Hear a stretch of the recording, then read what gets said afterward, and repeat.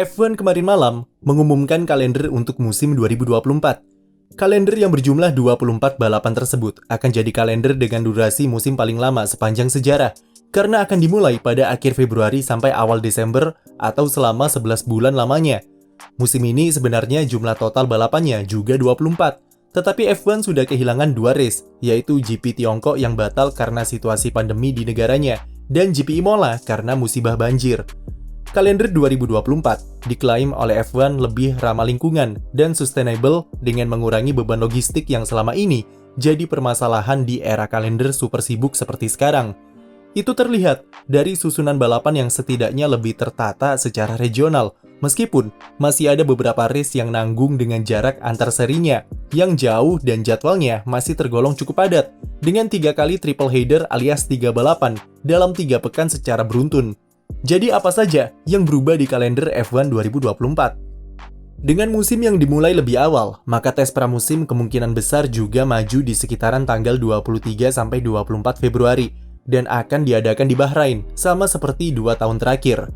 Sepekan kemudian, rangkaian musim baru dibuka dengan double header GP Bahrain dan GP Arab Saudi di awal bulan Maret.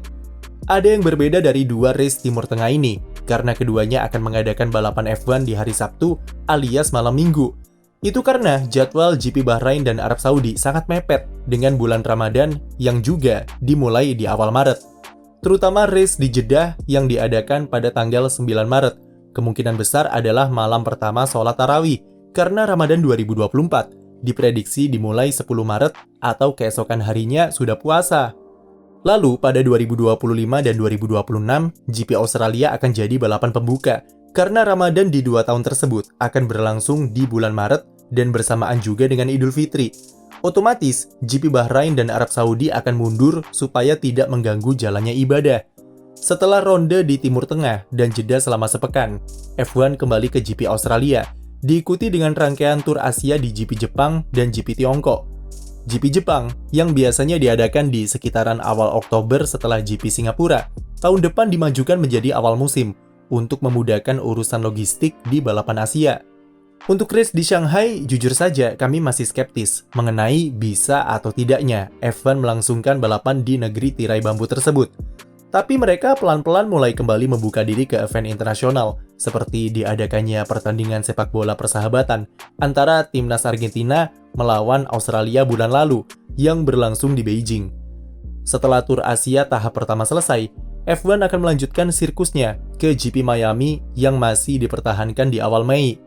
Meski secara logistik dan bagi pembalap ini menyusahkan, tapi F1 memang mau tidak mau harus menempatkan GP Miami di awal tahun untuk bisa memakai kompleks stadion Hard Rock sebelum musim baru NFL dimulai.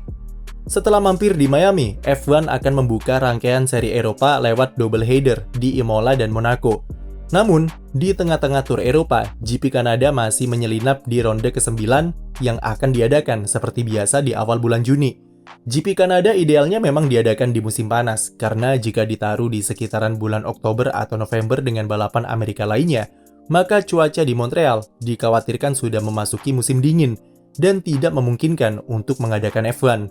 Sepulang dari Kanada, kita akan disajikan oleh rangkaian triple header pertama di 2024 yang berlangsung dari GP Spanyol, GP Austria, dan GP Inggris. Sedikit perubahan ada di sirkuit Catalunya, yang biasanya diadakan di bulan Mei, kali ini dipindah di bulan Juni. Setelah itu F1 akan menutup paruh pertama musim 2024 dengan double header di GP Hongaria dan GP Belgia yang dipastikan stay di kalender setelah ditundanya rencana GP Afrika Selatan karena persoalan politis. Usai libur musim panas selama 4 pekan, paruh kedua musim dimulai dengan GP Belanda dan GP Italia secara berurutan. Kemudian akan dilanjutkan dengan GP Azerbaijan yang dipindah ke bulan September yang bertukar posisi dengan GP Jepang, sekaligus efisiensi transfer logistik dari Eropa ke Asia.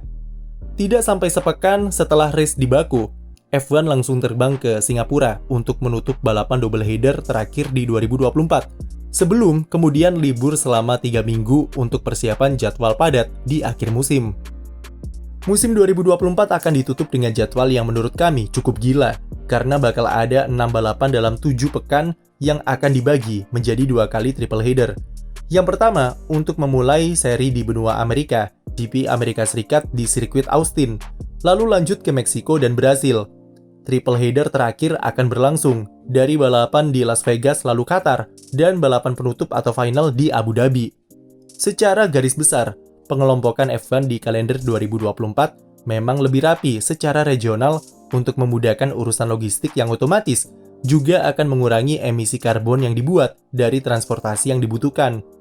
Namun, susunan kalender semacam ini masih sangat berat jika dilihat dari sisi humanis. Walaupun F1 juga mengklaim jika jadwalnya lebih manusiawi, tapi pada faktanya banyak perjalanan jauh yang harus ditempuh dalam waktu singkat oleh pembalap, tim, staf, dan bahkan jurnalis, serta fotografer resmi yang diharuskan untuk menghadiri setiap balapan sepanjang musim. Seperti rangkaian tur Asia dari Australia, Jepang, dan Shanghai yang dibuat jeda 2 pekan antar balapannya, membuat banyak staf yang harus melakukan perjalanan bolak-balik dari Asia ke Eropa, yang tentu cukup melelahkan. Apalagi setelah itu mereka akan terbang lagi ke Amerika Serikat untuk GP Miami. Paling berat tentu di akhir musim, di mana terdapat 6 balapan dalam 7 pekan, ditambah mereka harus terbang lintas benua dari Las Vegas ke Qatar dalam hitungan hari. Jadi jika F1 mengatakan kalender mereka lebih manusiawi, maka jelas kalau itu adalah gimmick. Namun beginilah realita F1 modern, di mana jumlah balapan semakin banyak karena kebutuhan komersial dan cuan. Yang bisa kita lakukan sebagai penonton adalah menikmati setiap sajian balapan yang ada sebagai hiburan di setiap akhir pekan. Atau dengan kata lain, fans sendiri juga diuntungkan dengan jumlah balapan yang banyak. Setujukah kalian dengan kalender terbaru musim 2024? Tulis pendapat kamu di komentar, dan jangan lupa beri like dan subscribe untuk konten F1 lainnya.